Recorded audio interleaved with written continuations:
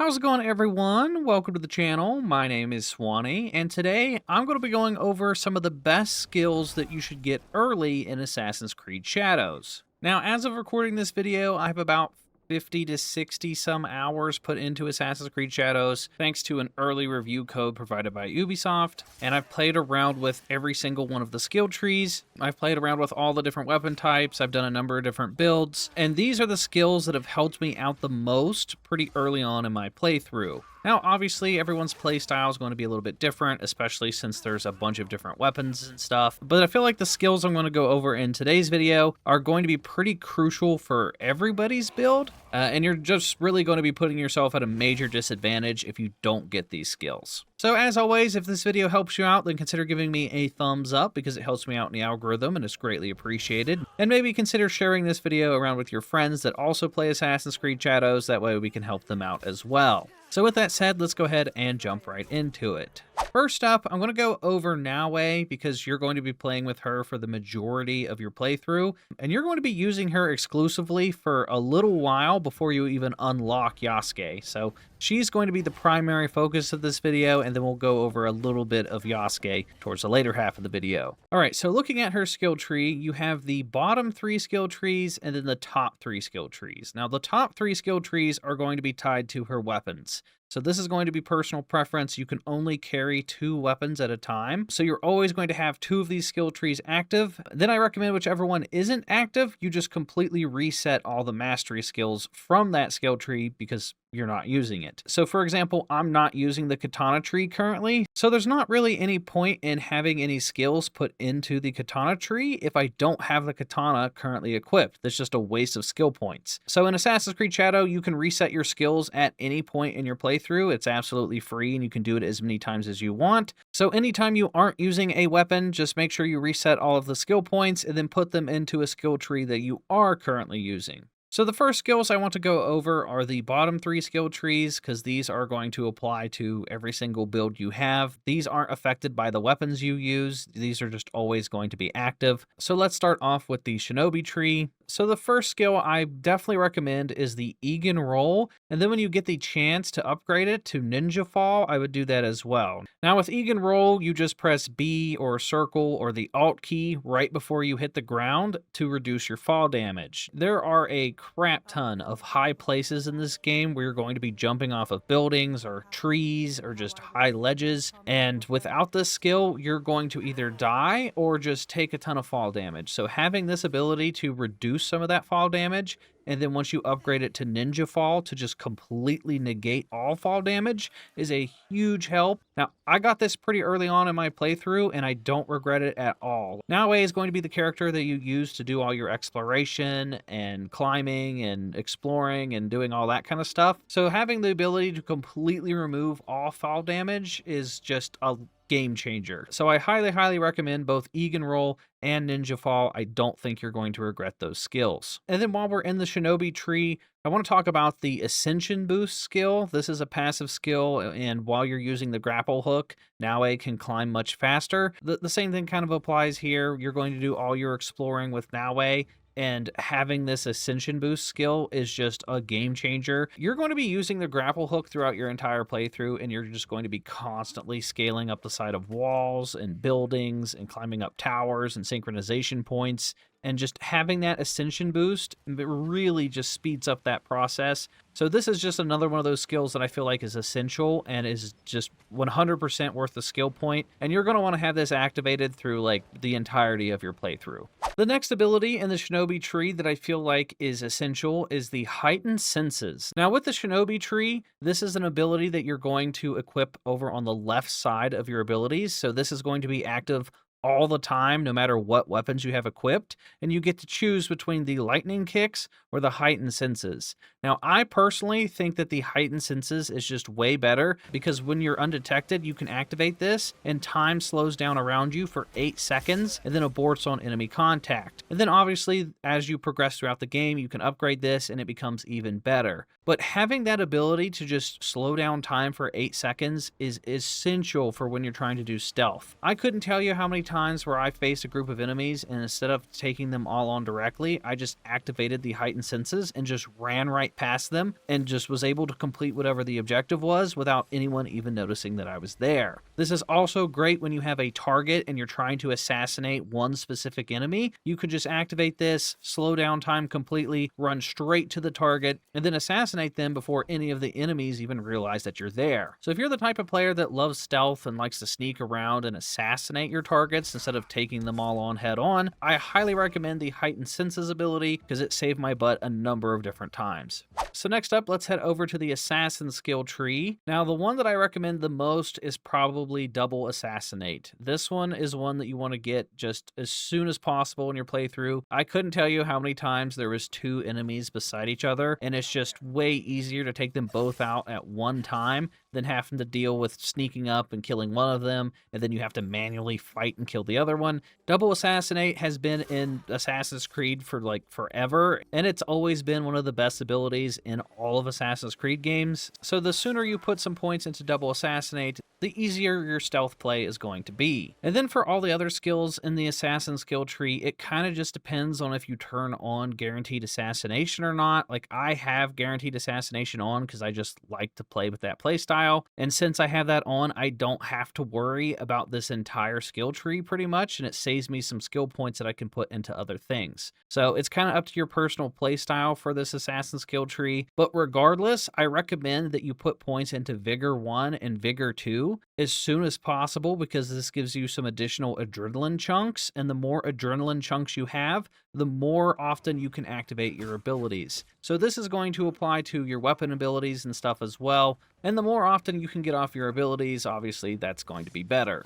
Next, let's head over to the tools. Now there's a couple good ones here in the tools, but the ones that I recommend the most are the smoke bombs and the graded enduring haze for the smoke bombs, because the enduring haze increases the duration of the smoke bombs to 10 seconds, and having that 10-second smoke bomb is just a game changer. Like you can just throw down some smoke and then the enemies will completely lose sight of you. Then you can either run away or you can just assassinate all the enemies that are in the smoke. There was a ton of different times where there was a large group of enemies and the smoke bombs just saved my ass. So I feel like the Enduring Haze is probably a must-have when it comes to the tools. Another must-have for the tools is the Quick Throw. Now with the Quick Throw, you just aim with the left trigger and then you press either the right bumper or the G button on the keyboard or R1 on PlayStation, and then Naoe will just quickly throw whatever tool you have equipped. So if you have shurikens, she will throw those. If you have kunai, she will throw those automatically. And if you have a smoke bomb, she will throw the smoke bomb directly at her feet. This is very useful if there's a number of different enemies around you and you don't have time to aim at their head. You can just do this and quickly throw your weapons and just get off a ton of quick damage without having to aim. So I highly recommend you get Quick Throw ASAP.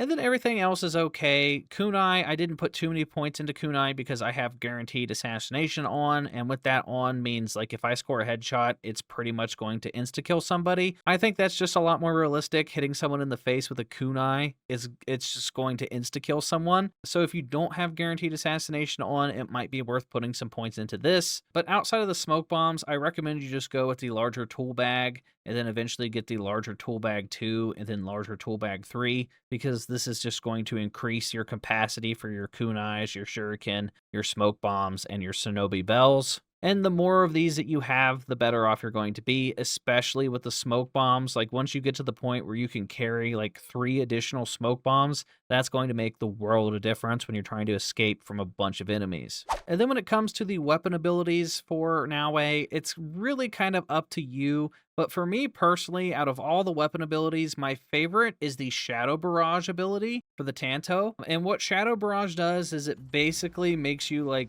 Ultra Instinct Goku, where you just dodge any attacks coming at you. I found this to be just incredibly useful. It says that Naoe will automatically perform a quick evade before getting a hit. It lasts for 20 seconds and up to 7 hits. It does not work on grab attacks. but then you can upgrade it a couple different times to increase the duration and the number of different hits. When you have this ability on, you're basically just invincible. So there could be like 5 or 6 enemies around you all trying to hit you at once. None of them will score a hit on you, and this will allow you to play completely on the offensive side of things. You don't have to worry about dodging or counterattacks whatsoever, and that's just very, very powerful. So I highly recommend Shadow Barrage. I mean, it was by far one of my favorite abilities. Another good ability with Tanto is the Hidden Hand. Now, Hidden Hand is going to be extremely powerful for those players that have Guaranteed Assassination on. If you don't have Guaranteed Assassination on, it's still a good ability. It's just really broken if you have Guaranteed Assassination on, because this ability will just insta-kill any enemy you're fighting. Because with the description of this ability, it says, sheathe your Tanto and extend the hidden blade in its classic form to perform an assassination while in combat. So if you have guaranteed assassinations on, that means with this ability, it is a guaranteed kill. This is great when you have a wanted level and you're facing those big guardian enemies. You can just insta-kill them. It's great for any of those big targets or any of those mini bosses or just any enemy that has a ton of health. You can insta-kill them with this ability if you have guaranteed assassination on. And if you don't have guaranteed assassination on, like as you upgrade your assassination abilities and put more skill points into them in the assassination tree, it will eventually make this hidden hand ability really OP. It really just depends on which approach you want to go with, but if you want a quick way to just instantly kill somebody, I highly recommend the hidden hand. And then that's going to do it for all the recommended skills for Naoe. And I'm not saying that some of the abilities I didn't go over are bad, I just don't feel that they're on the same level as the ones that I recommended to you guys. And then next up, let's go over Yasuke. Now, Yasuke, it plays a bit different than Naoe in the sense that his samurai tree is the only one that's kind of a passive tree. Every single one of the other trees are going to be related to whatever weapons you have equipped. So you can only have 2 weapons at a time, just like Naoe, but there's 5 different weapon skill trees for Yasuke. So the same logic applies here as well, only put skills into the 2 active weapons that you're currently using. There's no point in putting skill points into your bow if you're not even using the bow, for example. But going over the recommended skills for Yasuke, he has 3 different samurai abilities that will appear on the left-hand side of your screen. These abilities will always be active, but you have to choose between the war kick, the battle cry, and the impenetrable defense. Now, out of all 3 of those, I found that the war kick is fun. It just does a quick burst of damage. The battle cry can be good when you're completely surrounded, but the one that I found to be the most useful for Yasuke is the impenetrable defense, because this works the same way as Naoe's Shadow Barrage, where when this is activated, you will not take any damage. So when you have impenetrable defense active, you will immediately counter every single attack received for up to 20 seconds or up to 5 hits. So if you're getting hit by like 5 or 6 enemies at once, you will block every single thing thrown at you. And then obviously as you upgrade it, it gets even better. As you upgrade it, impenetrable defense will now make attackers vulnerable, and it will increase the impenetrable defense damage by up to 40%. And then when you fully upgrade it, eventually way later on in your playthrough, it will even stop the red unstoppable attacks. So this is just a really good ability at keeping you alive. I always use this in a quick pinch. Just right as I'm about to die, I activate it, and it will just counter anything that the enemies throw at me. And with Yasuke already being a tank, just having an ability to keep you alive even longer is just awesome. And then the next skill under the samurai tree for Yasuke is the brutal assassination. I would put at least 2 points into brutal assassination and then 3 or 4 depending on if you have guaranteed assassination on or off. Like I said, I have guaranteed assassination on, so I don't need to put any more points in it than 2. But once you put the second point into brutal assassination, this will allow you to assassinate those big enemies, which can be pretty useful. Normally, when you're playing as Yasuke, you only get off maybe 1 to 2 assassinations before all the enemies are alerted, because he does this really big scream when he does it, and he's not exactly known for stealth, but being able to sneak up on enemies and get at least 1 assassination off can give you a pretty big advantage when you're going into combat. So even though Yasuke isn't known for stealth, having at least 2 points put into brutal assassination is going to help you out a ton. And then when it comes to the rest of the abilities for Yasuke, it kind of just boils down to your personal playstyle. I recommend going with the bow if you want to have a little bit of stealth, because the bow is quiet. It's not going to make as much noise. If you don't care about stealth, then maybe go with the rifle. But my favorite abilities for Yasuke, I've played around with all these trees. All of them are good in their own ways, but my favorite is the Kanabo. Like it's just monstrous. And the skills that I think are the best are the upgraded spine breaker ability. This lets you grab an enemy and then you'll do base ability damage and you'll knock them out. And then when they're knocked out on the ground, you can do a follow-up attack that will do just a crap ton of damage. And 9 times out of 10, especially if you have this like fully upgraded, you're going to kill pretty much any enemy that you can hit with this thing. So anytime there's like a mini boss or a target that I have to kill or one of the like enemy leaders of whatever castle I'm attacking, this ability is great at dealing with those big targets. So I really love the Spine Breaker because it can kill like 90% of the enemies in the game in just like 2 hits.